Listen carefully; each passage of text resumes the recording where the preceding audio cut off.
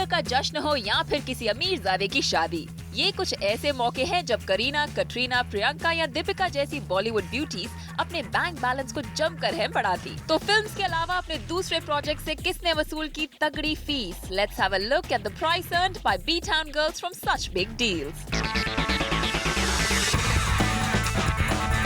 करीना कपूर ने रिपोर्टेडली अपनी film heroine के लिए 8 करोड़ चार्ज करके बॉलीवुड की हाईएस्ट पेड एक्ट्रेस का खिताब पा लिया। वैसे ये highest paid actress brand endorsements के लिए भी अपेरेंटली चार्ज करती है around 1 crore per day and around 5 crore for an ad film, जो बॉलीवुड एक्ट्रेसेस को पे किया जाने वाला सबसे बड़ा अमाउंट है।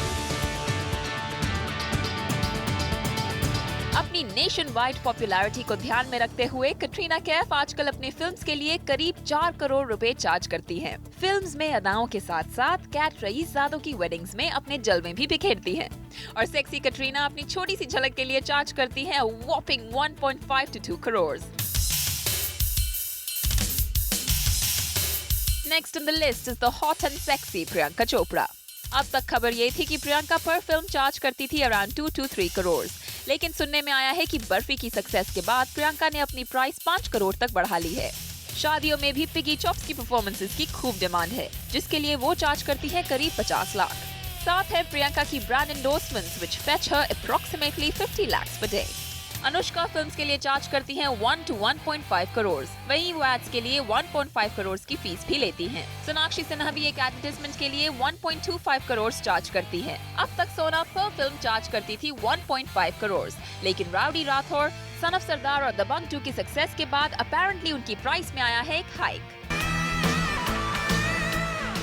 क्या आज के बी टाउन स्टार्स कमाते हैं ज्यादा moolah through ad films and brand endorsements compared to the films? Let's ask a very own page 3 and Bollywood expert Simi Chandok. Simi, welcome to the show. Hey Supreet. Lots of moolah made outside of films as well, isn't it?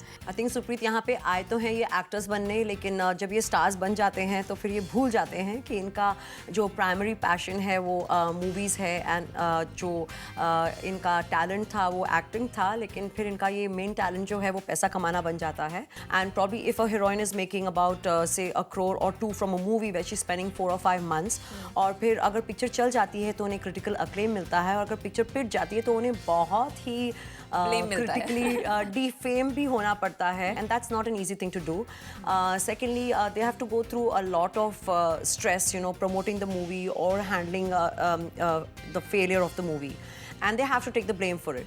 यहाँ पर जब अगर वो brands को endorse करते हैं, they are always shown in a positive light, so which is very easy to take. तो वो हमारे घरों में आ जाते हैं, हमारे लिविंग रूम में आ जाते हैं, हमारे टीवी के जरिए। So you know it becomes very easy, they are always shown in a positive light. 2 दिनों का काम होता है, और जितना पैसा शायद वो एक मूवी से कमाते हैं उससे शायद थोड़ा अधिक ही यहाँ पर वो कमा लेते हैं, and it's just 2 days job for them, and they shown positively, and उन्हें ये भी एक अश्योरेंस मिल जाता है कि ये कॉन्ट्रैक्ट उन्हें शायद 3 या 4 साल के लिए मिल जाएगा।